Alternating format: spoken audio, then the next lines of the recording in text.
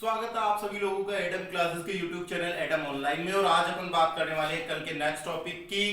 कल जो अपना टॉपिक रहा था वो रहा था पादपों में लैंगिक जनन में। लैंगिक जनन में अपन कहां तक पढ़ चुके थे? नर युग्मक निर्माण की। थोड़ा सा मैं टॉपिक समराइज कर लेता हूं, उसके बाद में मैं आगे की बात करूंगा। कल अपन पढ़ रहे थे नर युग्मकों में सबसे पहले अपन ने क्या पढ़ा था? पुंकेसर ये वाली संरचना कौन सी थी? पुतंतु थी। और ये वाली संरचना क्या थी? योजी थी। और इस ऊपर वाली संरचना को क्या बोल रहे थे? परागकोश। तीनों मिलाकर के किसका निर्माण हो रहा था? पुंकेसरों का। और पुंकेसरों का समूह क्या कहला रहा था? पुमंग कहला रहा था। इसकी अगर अनुप्रस्थ काट काटते हैं, इसकी अगर टीएस अगर ट्रांसवर्सेशन काट करके देखते हैं तो एक चतुष्कोष्ठीय संरचना का निर्माण होता है। परागकण कैसी संरचना होती है? परागकण एक द्विपालित और चतुष्कोष्ठीय संरचना होती है। और इसके अंदर अपन बात करें तो इसके अंदर मैंने बताई थी 4 लेयर थी। एक लेयर पहले वाली कौन सी थी? बाहर वाली एक्टोडर्म, ठीक है ना। दूसरी वाली कौन सी थी? एंडोथीसियम। फिर कैस्पेरिन पट्टी कहां है? बताई थी कैस्पेरिन स्ट्रेप। किसकी बनी होती है? सेलुलोज की बनी होती है। और तीसरे नंबर पे अगर बात की जाती है तो कौन सी होती है? Middle layer. चौथे नंबर पे कौन सी थी? टेपिटम। और टेपिटम के अंदर एक टिश्यू था जिसको क्या बोल रहे थे? लघु बीजाणुजन ऊतक। क्या बोल रहे थे? लघु बीजाणुजन ऊतक। और लघु बीजाणुजन ऊतक में मैंने बताया था क्या होता है? समसूत्री विभाजन। कोशिकाओं की संख्या बढ़ती है और सभी जो कोशिकाएं होती है वो वृद्धि करती है। यानी 3 अवस्था बताई थी युग्मक निर्माण की। कौन कौन सी अवस्था बताई थी? पहली अवस्था थी कौन सी? गुणन अवस्था। दूसरी अवस्था कौन सी थी? वृद्धि अवस्था। और तीसरी अवस्था कौन सी थी? परिपक्वन अवस्था। परिपक्वन अवस्था। गुणन अवस्था में क्या होता है? समसूत्री विभाजन। क्या होता है बेटा? समसूत्री विभाजन। वृद्धि अवस्था में क्या होता है? पोषण लेते हैं और आकार में क्या होते हैं? बड़े होते हैं, जन्म के सक्षम। और परिपक्वन में क्या होता है? अर्धसूत्री विभाजन होता है। ये बातें अपन ने कर ली थी। यहां पे अपन बात कर रहे थे इसकी कि लघु बीजाणुजन ऊतक होता है, उसमें क्या बनती है? सभी जो कोशिकाएं बड़े आकार की होकर के क्या बनाती है? लघु बीजाणु कोशिका, लघु बीजाणु जन कोशिकाएं, जनक कोशिकाएं बनाते हैं। और इन कोशिकाओं में क्या होता है? इन कोशिकाओं बहुत सारी कोशिकाएं, लघु बीजाणुजन जो कोशिकाएं होती है कैसी होती है बेटा? डिप्लॉइड होती है। क्या होता है इसमें? मियोसिस होता है, यानी अर्धसूत्री विभाजन कंप्लीट होता है। किसका निर्माण बताया था कल? एक चतुष्क का निर्माण बताया था। इस तरीके से ये टेट्राइड का निर्माण होता है टेपिटम द्वारा। इसके ऊपर आवरणों टेप्रिन द्वारा बताया था। इसका जो टेपिटम स्तर होता है, चौथे नंबर का स्तर होता है, वो क्या क्या करता है? केलोज प्रोटीन करता है, जिससे ये क्या होते हैं बेटा? जुड़े रहते हैं। ये क्या होते हैं? जुड़े रहते हैं। इस तरीके से बता रखा, जुड़े होते हैं। फिर उसके बाद में 2 नंबर का, 1 नंबर पे केलोज प्रोटीन, 2 नंबर पे स्पोरोपोलिनिन। स्पोरोपोलिनिन जहां जहां स्पोरोपोलिनिन अनुपस्थित होता है वहां क्या होते हैं? परागकोर या पराग छिद्र होते हैं। ये बात भी अपन ने कर ली थी। और 3 नंबर पे अपन बात कर रहे थे स्पोरोपोलिनिन का अभाव होता है, वहां क्या होगा? पराग छिद्र बनते हैं। स्पोरोपोलिनिन ऐसा अपघटनीय नॉन डिग्रेडेबल मटेरियल जिसको पचाने वाला माइकलाल एंजाइम धरती पे पैदाई नहीं हुआ। फिर अपन बात करते हैं 3 नंबर पे क्या था? पोलन सेक्स, पोलन किड, चिपचिपा पदार्थ था। और 4 नंबर पे अपने क्या था? कैलासस एंजाइम था। अपनी कुल्हाड़ी अपने पैर। कल अपन ने बात की थी अपनी कुल्हाड़ी और अपने पैर की। अपनी कुल्हाड़ी अपने पैर का मतलब क्या होता है? खुद ही ने तो बनाया था और खुद ही क्या बना रहा है? मिटा रहा है। बनाने वाला भी तू और बिगाड़ने वाला भी तू, यानी बनाने वाला भी तू और मिटाने वाला भी तू। यानी बनाने वाला तो केलोज और ये कैलासस एंजाइम, और ये चारों क्या हो जाते हैं? अलग हो जाते हैं। परागकण की जो संरचना थी उसमें मैंने बताया था इस तरीके की संरचना होती है। उसके ऊपर ये स्पोरोपोलिनिन, ये देखो स्पोरोपोलिनिन। और ये चला स्पोरोपोलिनिन। स्पोरोपोलिनिन कहां कहां उपस्थित होता है? स्पोरोपोलिनिन 1, 2 या 3 जगह हो सकता है। और जहां जहां स्पोरोपोलिनिन का अभाव होता है वहां वहां क्या बनते हैं?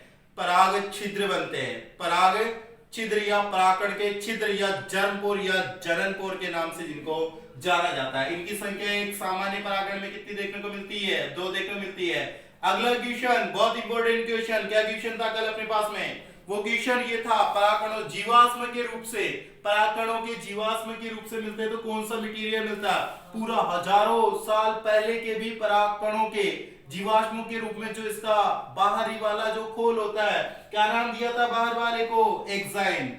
एक्साइन किसका बना होता है? एक्साइन। अरे एक्साइन या बाह्य चोल जिसको बोलते हैं, बाह्य चोल किसका बना होता है? स्पोरोपोलिनिन का। स्पोरोपोलिनिन का बोलो जरा, स्पोरोपोलिनिन का बना हुआ होता है। स्पोरोपोलिनिन वो मटेरियल है, कौन सा मटेरियल? जिसका अपघटन होता है कि नहीं होता है? अपघटनीय या नॉन डिग्रेडेबल मटेरियल है, जिसका अपघटन होता ही नहीं है। यानी बोले तो ये फिनिश नहीं होता है। कौन नहीं होता है? स्पोरोपोलिनिन नहीं होता। और यही वो पदार्थ है जो इसको जीवाश्मों के रूप में देखने को मिलता है। बताया था जीवाश्म है। जीवाश्म क्या होते हैं?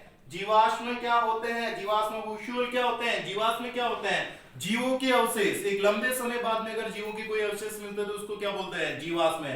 और निर्जीवों के अवशेष अगर अपन को प्राप्त होते हैं तो उनको क्या बोलते हैं? अवशेष बोलते हैं। ठीक है ना? जीवों का शेष भाग क्या कहलाएगा? जीवाश्म कहलाएगा।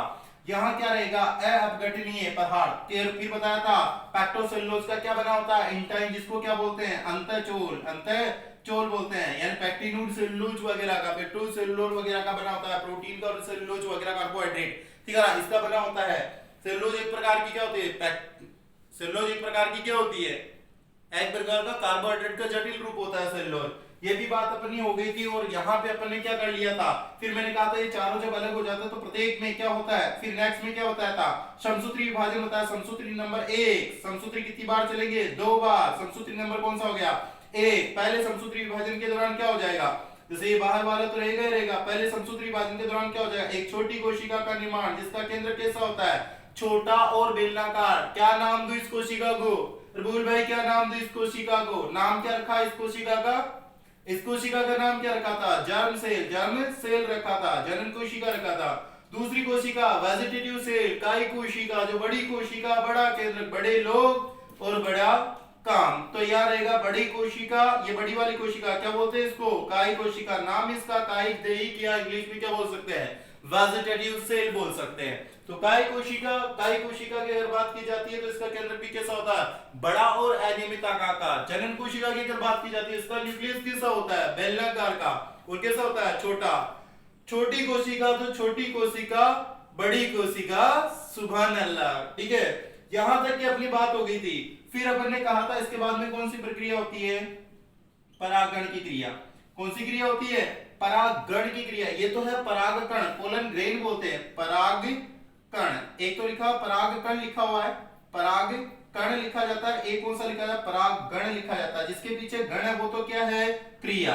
वो तो क्या है? क्रिया। और जिसके पीछे क्या है? कण है, वो ग्रेन्यूल्स लाइक स्ट्रक्चर यानी कणनुमा संरचना। तो ये है परागकण। लगभग पादपों में सामान्यतः इसी अवस्था में क्या होता है? परागण। और किसी में जैसे कुछ पादप ऐसे भी होते हैं उनमें क्या होता है कि ये दूसरा समसूत्री विभाजन यही कंप्लीट हो जाता है।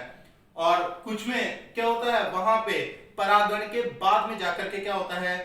परागण के बाद में लगभग आधे पौधों में ऐसा, आधे पौधों में वैसा देखने को मिल जाता है। तो ये वाली बात भी है। लेकिन एक सामान्य पादप में देखा जाए तो अपन को इस तरीका मिलता है। यानी इसी अवस्था में क्या कहां पहुंच जाता है? वो परागण की क्रिया द्वारा वर्तिकाग्र, यानी कहां पहुंच जाएगा? मादा युग्मक के पास में जाने का प्रयास करेगा। वहां अपन बात करेंगे इसकी। ओके, तो यहाँ ये तो था समराइज कल का। आज अपन बात करने वाले हैं किसकी? नेक्स्ट अपना जो आज का टॉपिक रहेगा वो कौन सा रहेगा?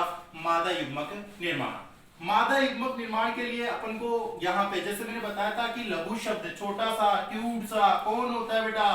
नर। और आलसी, मोटी सी, अक्रियाशील, निष्क्रिय, भेजियसी कौन होती है? मादा युग्मक। तो यहाँ पे जो अपन बात करने वाले हैं सिंपल तरीके की, वो कौन सी बात होगी? मादा युग्मक निर्माण करने की। मादा युग्मक निर्माण की क्रिया को अपन क्या बोलेंगे? गुरु बीजाणु जनन। क्या बोलेंगे बेटा एक बार फिर से?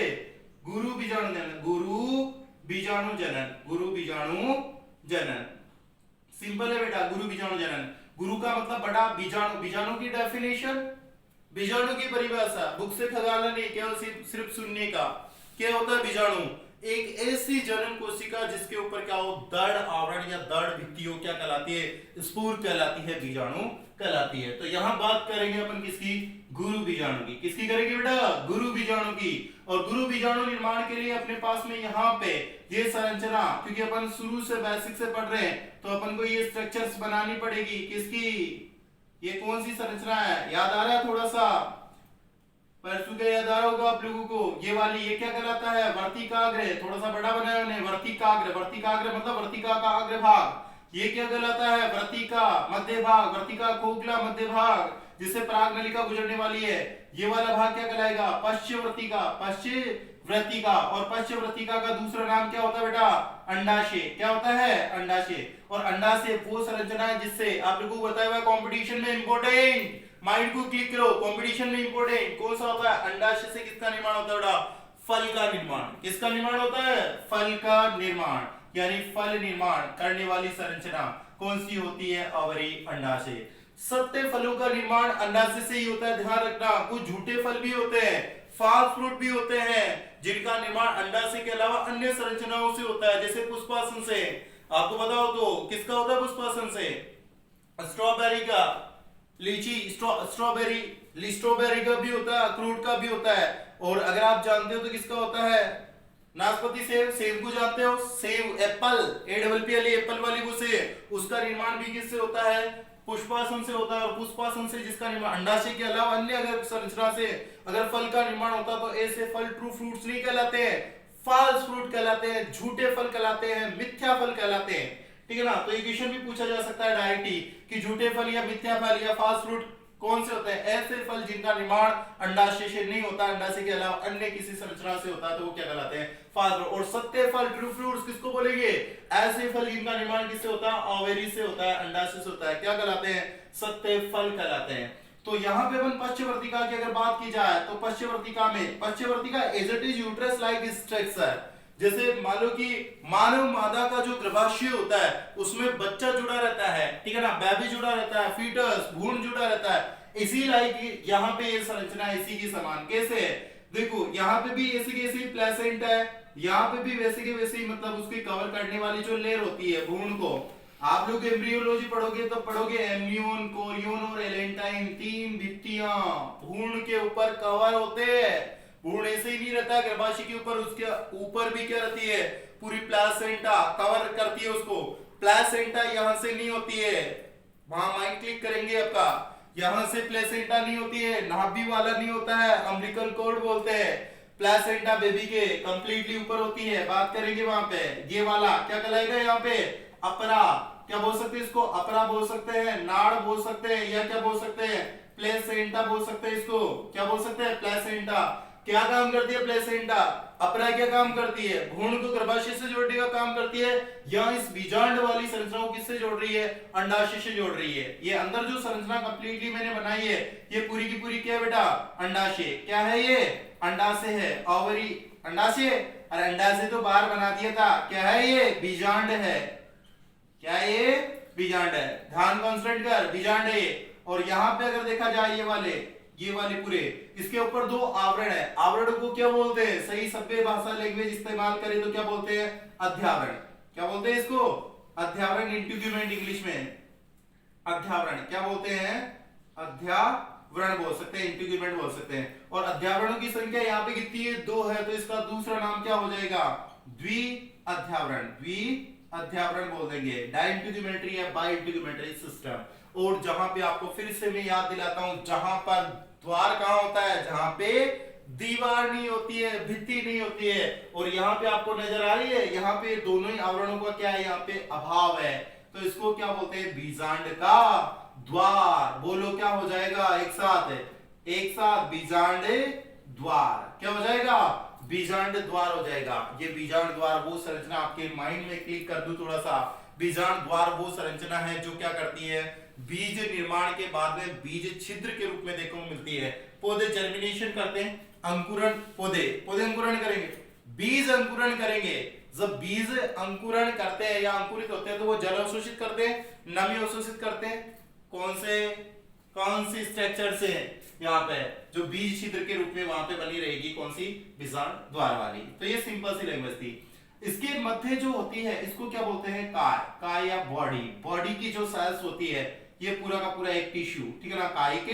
काय की ये कोशिकाएं। क्या नाम दूं इन कोशिकाओं का? ये सब की सब कैसी होती है? 2n होती है। सबकी सब कैसी होती है? 2n होती है। इन सब कोशिकाओं को गुरु बीजाणु, ठीक है ना, गुरु बीजाणु, ठीक है ना, गुरु बीजाणु जन, उत्तक बोल दूं तो कोई अतिशयोक्ति नहीं होगी, उत्तक बोल दूं। मात्र कोशिकाएं भी इनसे बनती है, ठीक है ना, लेकिन वो थोड़ा सा डिटेल में अपन बाद में करेंगे, थोड़ा सा अपन समरी टाइप में कर लेते हैं ताकि आप लोगों की माइंड में स्ट्रक्चर्स बन जाए। गुरु बीजाणु जन उत्तक कैसी है? 2n है। इसमें ये तीनों स्टेप जो गैमेट फॉर्मेशन के चलते हैं, कौन कौन सा? पहला स्टेप तो हो गया गुणन अवस्था हो गई, मात्र कोशिकाएं वगैरह वो सब गुरु बीजाणु मात्र कोशिकाएं बन चुकी है। उसके बाद में दूसरे फॉर्मेट में क्या होगा? वो कोशिकाएं क्या करेगी? वृद्धि अवस्था, अपने आकार में पोषण ग्रहण करेगी और आकार में क्या हो जाएगी? बढ़ जाएगी। और तीसरा स्टेज परिपक्व अवस्था में आते ही क्या हो जाएगा? अर्धसूत्री विभाजन। क्या होगा? अर्धसूत्री विभाजन। और ये अर्धसूत्री विभाजन भी कैसा होता है, स्पेशल टाइप का, अवनत। कैसा होता है बेटा, अवनत। नत का मतलब क्या होता है, पेंदा या तल होता है। बोले तो कैसा होता है, जैसे ये हो गया मार्कर, इसका ये पेंदा या तल, ये क्या पृष्ठ भाग, इस तरीके से अगर होती है कटिंग बाय कटिंग, तो वो क्या कहलाएगा, अवनत। आपको ये भी पता होना चाहिए, क्या पता होना चाहिए कि इसको अर्धसूत्री विभाजन से, ये जो 2n सेल है, अर्धसूत्री विभाजन से कितनी कोशिकाएं बनती है, 4 बनती है, 1 2 3 4। इसे बोलते हैं रेखीय चतुष्क। वहां पे तो था चतुष्क, परागकण भी चतुष्क की टेट्राड की स्ट्रक्चर में थे। ये कैसा है, रेखीय चतुष्क। ये चारों की चारों कोशिकाएं कैसी है, हैप्लॉइड है या डिप्लॉइड है। हैप्लॉइड का मतलब होता है अगुणित, डिप्लॉइड का मतलब क्या होता है, द्विगुणित। तो ये कैसी है, अगुणित है। चारों कोशिकाओं को क्या नाम दूं, लघु बीजाणु जन उत्तक से या लघु बीजाणु जन कोशिका से या मातृ कोशिका से। क्या बन रही है यहाँ पे, क्या बन रही है, लघु बीजाणु। अरे गुरु बीजाणु, ध्यान कंसर्ट का यहाँ पे गुरु बीजाणु, पहले बता चुका हूं, मादा के लिए कौन सा लगता है, गुरु बीजाणु। तो गुरु बीजाणु के लिए यहाँ पे जो शब्द यूज किया जा रहा है, तो इनको क्या बोलेंगे, गुरु बीजाणु कोशिकाएं या गुरु बीजाणु।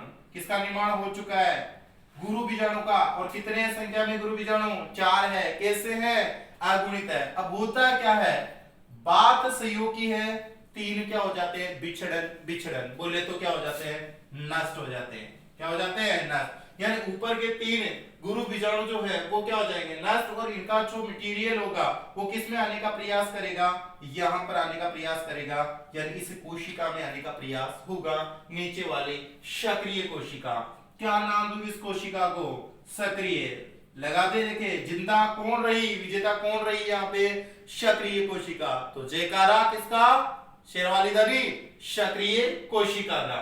तो ये सक्रिय गुरु बीजाणु, इसको बोलते हैं सक्रिय गुरु बीजाणु। सक्रिय गुरु बीजाणु है, ये क्या हो जाएगा, आकार में क्या हो जाएगा, बड़ा हो जाएगा। सक्रिय गुरु बीजाणु, इनका तीनों का मटेरियल आएगा तो आकार में क्या हो जाएगा, बड़ा हो जाएगा। इस सक्रिय गुरु बीजाणु को क्या नाम दूं, इस सक्रिय गुरु बीजाणु का नाम रख देते हैं, हैप्लॉइड है, एन है। इसका क्या, इसका नाम होता है, क्या होता है, मादा युग्मकोद्भिद। मादा युग्मकोद्भिद, यानी इंग्लिश में क्या बोलेंगे इसको, फीमेल गैमेटोफाइट, मादा युग्मकोद्भिद। ये वाली जो संरचना है ये क्या है, मादा युग्मकोद्भिद है। इसे सक्रिय गुरु बीजाणु का नाम दिया अपने मादा युग्मकोद्भिद, जो सक्रिय रहा है, ये सक्रिय होकर के, ये जो एक्टिव जो सेल है नीचे वाली ये। अब इसमें खूब सारा पढ़ा है, इन तीनों का कोशिका द्रव्य वगैरह खूब सारा मटेरियल है। धांसु कोशिका धाकड़ है, ठीक है ना, ये धाकड़ कोशिका। तो ये इस धाकड़ कोशिका बोले तो मादा युग्मकोद्भिद है। इसमें कितनी बार चलेगा, 3 बार समसूत्री विभाजन होता है बेटा। नर युग्मक बनाने के लिए 2 बार समसूत्री अर्धसूत्री विभाजन के बाद में। और ये मैं बता दूं, ये एन है, मादा युग्मकोद्भिद है, युग्मक नहीं है। युग्मकोद्भिद से युग्मक बनाने के लिए समसूत्री विभाजन से गुजरना पड़ता है, और यहाँ पे 3 बार समसूत्री विभाजन से गुजरना पड़ेगा। और पहले समसूत्री विभाजन तीनों कंप्लीट होंगे तो आपको मैं ध्यान दिलवा दूं आपको, यहाँ पहले तीनों में क्या होगा, कैरियोकाइनेसिस। कैरियोकाइनेसिस का मीन समझते हो, कैरियो का मतलब क्या होता है, कैरियो, हाँ कैरी नहीं होता है, कैरियो, न्यूक्लियो, कैरियो और न्यूक्लियो दोनों का मतलब क्या होता है, केंद्रक। क्या होता है, केंद्रक। और जो काइनेसिस होता है, काइनेसिस होता है, इसका मीन्स क्या होता है, काइनेसिस का मीन्स क्या होता है, विभाजन। तो केंद्र का विभाजन होना ही क्या कहलाएगा, कैरियोकाइनेसिस, यानी ये केंद्रक होगा। ध्यान 2 चीजें देनी है, केंद्र कहां विभाजन हो रहा है, केंद्र कहां विभाजित हो रहा है। पहला समसूत्री विभाजन नंबर फर्स्ट अनाउंस हो चुका है, कहां पे होगा, बीच में। कहां हो रहा है, बीच में। और कितने केंद्रक बन जाएंगे, 1 से 2, क्योंकि समसूत्री विभाजन से 1 से कितनी कोशिकाएं बनती है, 2, वो भी जनक के समान। तो अगुणित से अगुणित 2 कोशिकाएं बन जाती है, कहां बनी है, केंद्रक में। अगले स्टेप में क्या होगा, ध्रुवीकरण, दोनों कहां चल जाएगी, ध्रुवों पर। दोनों कहां चल जाएगी, ये ध्रुवों पर। ये इनका क्या हो चुका है, ध्रुवीकरण। तीसरे स्टेप में क्या होगा, वहां पे ध्रुवों पर क्या होगा, समसूत्री विभाजन नंबर 2। समसूत्री विभाजन नंबर कितने हो गए बेटा, 2। और कहां हो रहा है ये, ध्रुवों पर, दोनों ध्रुवों पर। कहां हो रहा है, ध्रुवों पर। और एक एक कोशिका से कितने बनती है, 2-2 कोशिकाएं, ठीक है ना। एक कोशिका से 2-2 कोशिकाएं, तो ये कितनी हो जाएगी, 1 से ये बन गई 2 कोशिकाएं। 1 से कितनी बन गई, ये 2 कोशिकाएं। समसूत्री नंबर कितने हो गया, 3। समसूत्री नंबर 3 लिख देता हूं, समसूत्री नंबर कितना हो रहा है बेटा, समसूत्री नंबर 3। कहां होगा ये भी ध्रुवों पर। बोलो बेटा कहाँ होगा? ध्रुवों पर। और कितने केंद्रक बन जाएंगे ध्रुवों पर? कितने केंद्रक बन रहे हैं? 4 4, यानी एक से ये कितने बनेंगे? 2, ये 3 और ये 4। यहाँ पे भी ऐसी पोजीशन 1 2 3 और ये 4। कितने केंद्रक बन चुके हैं? 8 केंद्रक। कितनी बार समसूत्री विभाजन? 1 बार, 2 बार और 3 बार। कितने केंद्रक बन चुके हैं? 8 केंद्रक वाले पोजीशन बन चुकी है। अब होगा कोशिकीकरण, या यूं कह सकते हैं साइटोकाइनेसिस, यानी कोशिका द्रव्य का साइटोकाइनेसिस। साइटोकाइनेसिस समझ में आ रहा है? काइनेसिस का मतलब क्या होता है? विभाजन। और साइटो का मतलब क्या होता है? साइटो। साइटो का मतलब होता है कोशिका या कोशिका द्रव्य। कोशिका या क्या बोल सकते हैं? कोशिका द्रव्य। तो यहाँ पे साइटोकाइनेसिस की प्रोसेसिंग से क्या होगा? या कोशिकीकरण कहूं तो और अच्छा लगेगा मुझे। कोशिकीकरण, करण का मतलब होता है निर्माण, सेल फॉर्मेशन। इंग्लिश बोले तो सेल फॉर्मेशन, और हिंदी में बोले तो कोशिकीकरण यानी कोशिका का निर्माण होना। यहां पे मैं क्या करूंगा? यहाँ पे मैं क्या करने वाला हूं? यहाँ पे मैंने खुद ये करने वाली है। क्या करने वाली है? ये वाला इधर वाला जो जो ये बीच में होते हैं या मध्य भाग की तरफ वाली कोशिकाएं क्या आ जाती है? बीच में आ जाती है ध्रुवीकरण करने के लिए, पोल बनाने के लिए। तो ये वाली कोशिका और ये वाली कोशिका, और कहां आ जाएगी?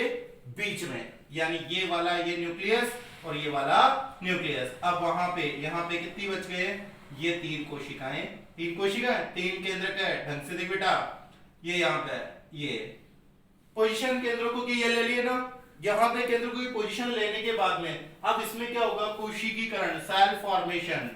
लिख देता हूं मैं, कोशिकीकरण होगा। इंग्लिश में क्या होगा? Cell formation. सेल फॉर्मेशन होगा। सेल फॉर्मेशन या कोशिकीकरण के दौरान क्या होगा? थोड़े थोड़े से कोशिका द्रव्य के साथ में, जैसे ये यहाँ पे न्यूक्लियस है, ये यहाँ पे न्यूक्लियस है, ये यहाँ पे न्यूक्लियस है। केंद्रक, न्यूक्लियस बोले तो बेटा केंद्रक, ठीक है ना? यहाँ पे ये पोजीशन है, ठीक है। अब होगा क्या? इस कोशिका में खूब सारा कोशिका द्रव्य पड़ा है, पहले से ही खूब सारा आया हुआ है, देख लो ना। तो ये थोड़े से कोशिका द्रव्य के साथ यहाँ क्या हो जाएगी? कोशिका भित्ति झिल्ली का निर्माण हो जाएगा। तो ये थोड़ा सा कोशिका द्रव्य लिया और अपना खुद का घर बसा लेगी। बोले तो खुद की कोशिका का निर्माण कर लेगी। कितनी कोशिकाओं का कोशिकीकरण होगा? स्क्रीन कोपड़े में ढंग से देख डायग्राम को। कितनी का? 1 2 3, 1 2 3। कितनी कोशिकाओं का कोशिकीकरण हुआ? 6 कोशिकाओं का। दिखाई दे रहा है? 3 ऊपर और 3 नीचे। लेकिन आपको एक कोशिका में क्या होता है? एक कोशिका में न्यूक्लियस होता है, कोशिका द्रव्य होता है, और क्या होता है? केंद्रक होता है। भाई उसकी भित्ति होगी, उसका कोशिका द्रव्य होगा, और उसका क्या होगा? केंद्रक होगा। कोशिका भित्ति या कोशिका झिल्ली, यहां से देख ले, ये कोशिका नहीं थी, ये भित्ति नहीं है, भित्ति झिल्ली नहीं है, ये नहीं है, ये नहीं है, तो ये क्या है? कोशिका भित्ति या झिल्ली। इसके अंदर यहाँ कोशिका द्रव्य था, यहाँ कोशिका द्रव्य, कोशिका द्रव्य, कोशिका द्रव्य यहाँ था, तो क्या यहाँ कोशिका द्रव्य नहीं है? और ये बीच में क्या पड़े?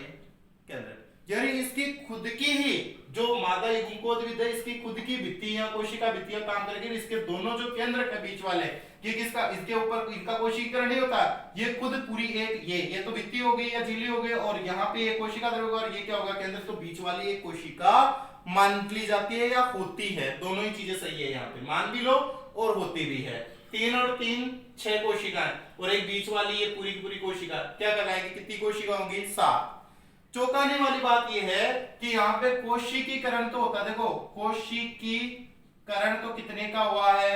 6 का। कोशिकाएं कितनी बनी है? कोशिकाएं कितनी बनी है बेटा? 7 बनी है ना। 3 ऊपर 3 नीचे, एक बीच वाली 7। और केंद्रक कितने बने?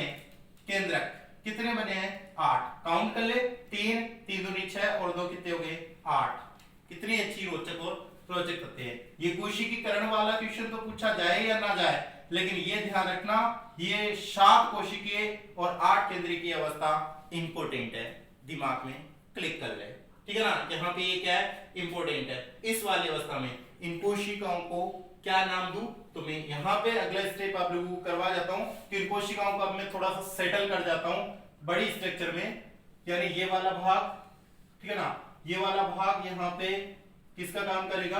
अंडाशय का बना देता हूं, अंडाशय, ताकि आप लोगों को समझ में आए। अंडाशय वाली संरचना, और इसमें अगर मैं बना दूं क्या? बीजांड वाली संरचना, ठीक है ना, बीजांड वाली संरचना। जैसे मान लो इस तरीके से मैंने ये क्या बना दिया आप लोगों के लिए बीजांड, हाँ आप लोगों के लिए सर पादप के लिए किसी के लिए, अभी तो मैं समझाने के लिए तो आप लोगों के लिए बना रहा हूँ ना।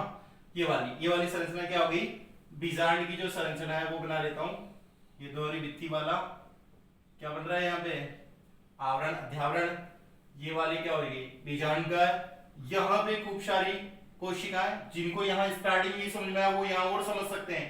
इसे क्या बोलेंगे, अपरा या नाड़ या प्लेसेंटा, प्लेसेंटा या क्या बोलेंगे, अपरा बोलेंगे।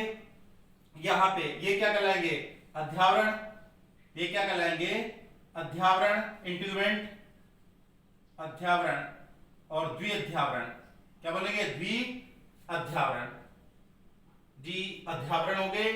यहां पे क्या हो गया, बीजांड द्वार, बीजांड का द्वार, ठीक है।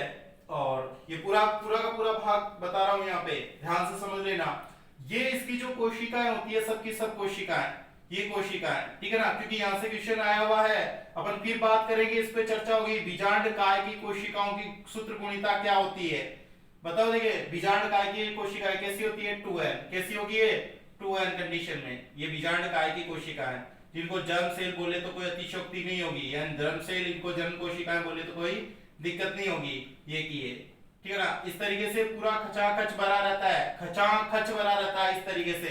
यहाँ पे पूरा का पूरा भरा रहता है। इनमें से कोई एक कोशिका, जैसे यहाँ पे मैंने बताया था ना, इनमें से ये जो 2 स्टेप में खा रहा हूँ, ये जो 2 स्टेप है, भूख लगी इसलिए नहीं खा रहा हूँ, समझाने की पोजीशन पे खा रहा हूँ। यहाँ पे 2 स्टेपों में क्या होता है, इनमें से एक जो अर्धसूत्री विभाजन चलता है ना, वो चलता है। जैसे गुरु बीजाणुजन उत्तक में से एक कोई कोशिका होती है जिसको बोलते हैं सक्रिय, क्या बोलेंगे, सक्रिय गुरु बीजाणु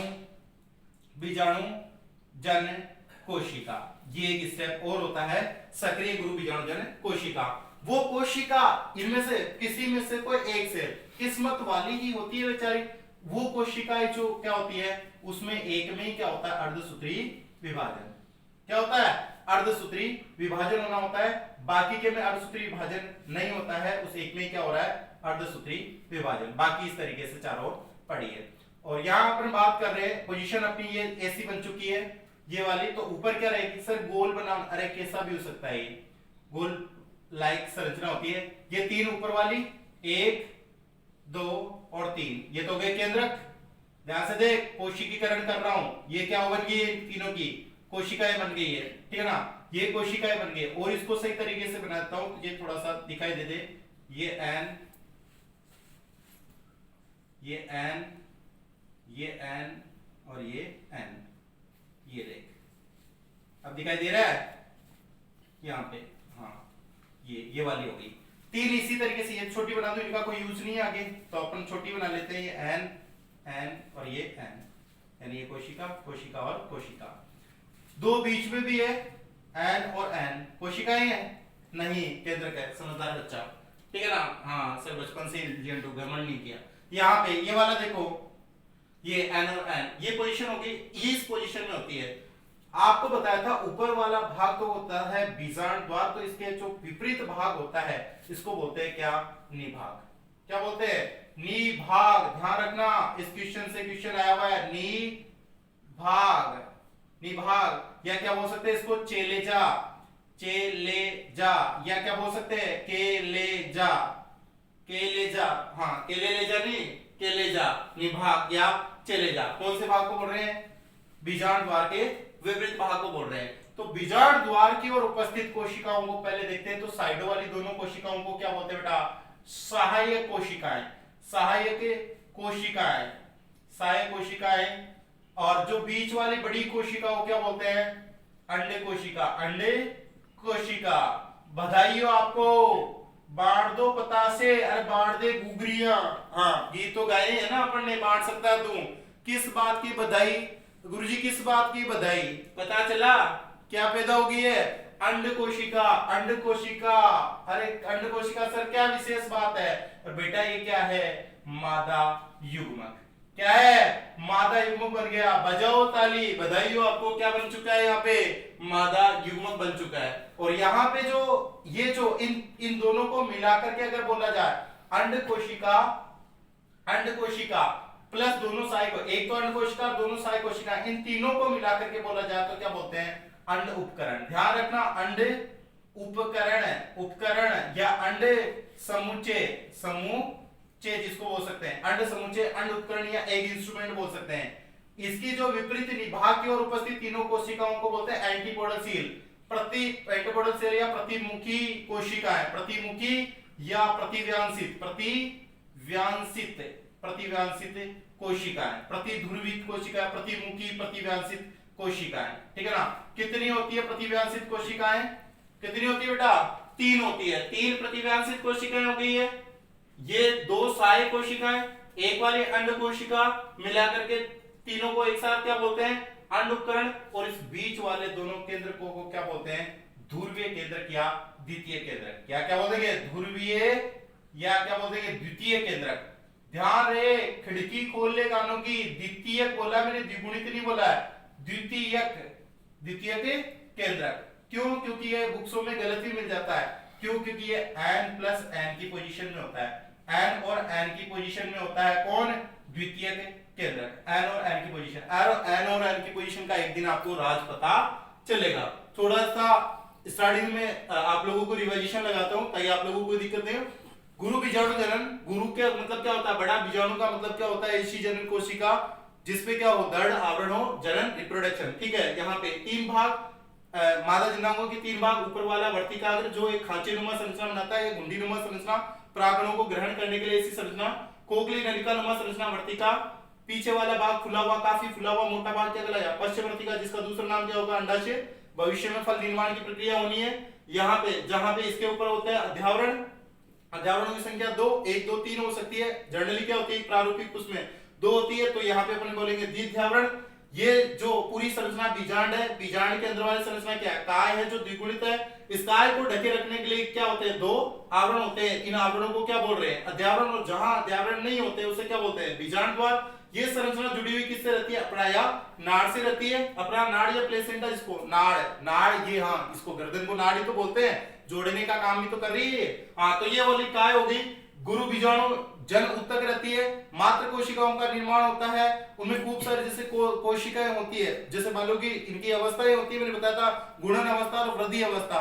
और इनमें से एक जो बड़ी कोशिका, इनमें से जो इन पूरी कोशिकाओं में से एक कोशिका जो बड़ी होती है, काफी एक्टिव होती है, यानी कोई लकी कोशिका, ठीक है ना, जिससे बोलते हैं सक्रिय गुरु बीजाणुजन कोशिका, उस एक कोशिका में होता है अर्धसूत्री विभाजन। वो भी कैसा बेटा? अवनत जैसा। और अवनत बोले तो कैसा होगा? रेखीय। इसको गुरु बीजाणु किस रूप में होते हैं? ये भी क्वेश्चन है। रेखीय चतुष्क आया हुआ है, रेखीय चतुष्क के रूप में, रेखीय चतुष्क के रूप में। ये रेखीय चतुष्क के रूप में 4 गुरु बीजाणु का निर्माण होता है। 3 नष्ट हो जाते हैं, एक रहता है, उसको क्या बोलते हैं? सक्रिय गुरु बीजाणु। जयकारा लगाओ यहाँ पे, जरूरी? हाँ जरूरी है। सक्रिय गुरु, बोलो सक्रिय गुरु बीजाणु की हाँ जय। अब यहाँ पे क्या होगा? सक्रिय गुरु बीजाणु का दूसरा क्या नाम दूं? मादा युग्म को भी। मादा युग्म कैसा होता है? अगुणित होता है। इसमें 3 बार समसूत्री विभाजन चलना होता है। पहला समसूत्री विभाजन होता है, इसके केंद्रक में कहां चलता है? बीच में चलता है, यानी मध्य भाग में, बीच में, ठीक है ना, बीच में या मध्य भाग में चलता है, या मध्य में चलता है, ठीक है ना, सेंटर में चलता है। तो 2 केंद्रकों का निर्माण होता है। दूसरा जो समसूत्री विभाजन, फिर इसका ध्रुवीकरण, ये जो प्रक्रिया है ये ध्रुवीकरण की है। ध्रुवीकरण, ध्रुवीकरण का मतलब ध्रुवों का निर्माण होना, यानी केंद्रकों का ध्रुवों पे जाना। समसूत्री विभाजन होता है तो समसूत्री विभाजन, दूसरा समसूत्री विभाजन कहां पे होगा? ध्रुवों पे होगा। कितने केंद्र बन जाएंगे? 2-2 केंद्र बन जाएंगे दोनों ध्रुवों पर। केंद्रों की संख्या कितनी हो गई है? 4। समसूत्री विभाजन तीसरा, और कितने केंद्र बन जाएंगे? 4 इस ध्रुव पर, 4 इस ध्रुव, कितने हो जाएंगे? 8। इन 8 में से वापस लोडिंग बढ़ गई है, यहाँ पे वापस ध्रुवीकरण होने से ध्रुवीय केंद्रकों का निर्माण होता है, यानी जो पास वाले केंद्र हो जाते हैं वो बीच में आ जाते हैं, बाकी 3-3 कहां रह जाते हैं? ध्रुव पर रह जाते हैं। कितने हो गए ये केंद्र? 8 की व्यवस्था। फिर कोशिकीकरण होता है, 3 ऊपर वाले केंद्र को थोड़े-थोड़े से कोशिका द्रव्य के साथ में क्या बन जाती है? थोड़े-थोड़े से कोशिका द्रव्य, कोशिका भित्तीय झिल्ली का निर्माण हो जाता है, जिससे कोशिका का निर्माण होता है। नीचे वालों के साथ ही ऐसा होता है। कोशिकीकरण टोटल कितने का होता है? 6 का होता है। कोशिका 3 ऊपर 3 नीचे रही, बीच वाले कितनी हो गई? 7। केंद्र कितने? 3 ऊपर 3 नीचे 6, और 2 बीच वाले कितने हो गए? 8। और इस संरचना को अगर आप देखते हो तो इस तरीके की संरचना देखो मिलती है। ये पीछे फूला हुआ भाग क्या कहलाता है? अंडाशय कहलाता है जिसका भविष्य में फल बनना है। और इसके अंदर ये जो वाला भाग होता है ये क्या होता है, प्लेसेंटा या अपरा, जो इसको जोड़ने का काम कर रही है। द्विध्यावरण आपको बता चुके हैं, डाइइंटीग्यूमेंट्री सिस्टम, जहां पे द्विध्यावरण नहीं होते उसको क्या बोलते हैं, बीजांड द्वार बोलते हैं। और अंदर वाली जो ये काय होती है इसकी, इसको क्या बोलते हैं, इसकी काय या बीजांड काय बोलूं तो कोई अतिशयोक्ति नहीं होगी, बीजांड काय होती है। और बीजांड काय की जो कोशिकाएं होती है वो कैसी होती है, 2n होती है। इसी की कोशिकाओं को अपन जनरली क्या बोलते थे, इसके अंदर वाली कोशिकाओं क्या बोलते हैं, गुरु बीजाणु जनन उत्तक या जर्म सेल जो होती है उनमें से एक कोई सक्रिय कोशिका जो ये पूरा काम कर रही है, ये एक ही कोशिका कर रही है। इस कोशिका को मैंने बड़ा करके यहाँ पे शो कर दिया।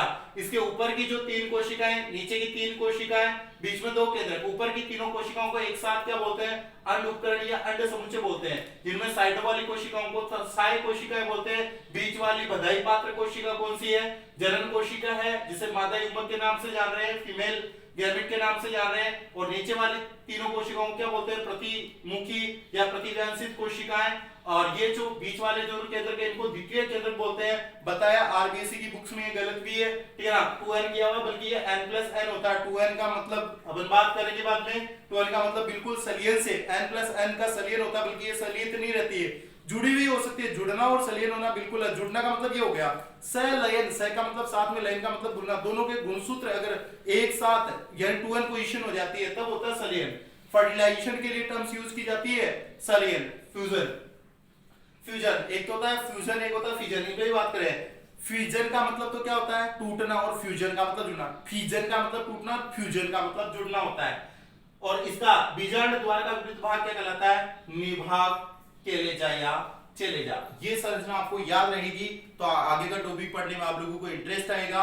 आज अपना जितना काम था अपने अच्छे तरीके से किया। आप लोग इस वीडियो को बार बार देख सकते हैं।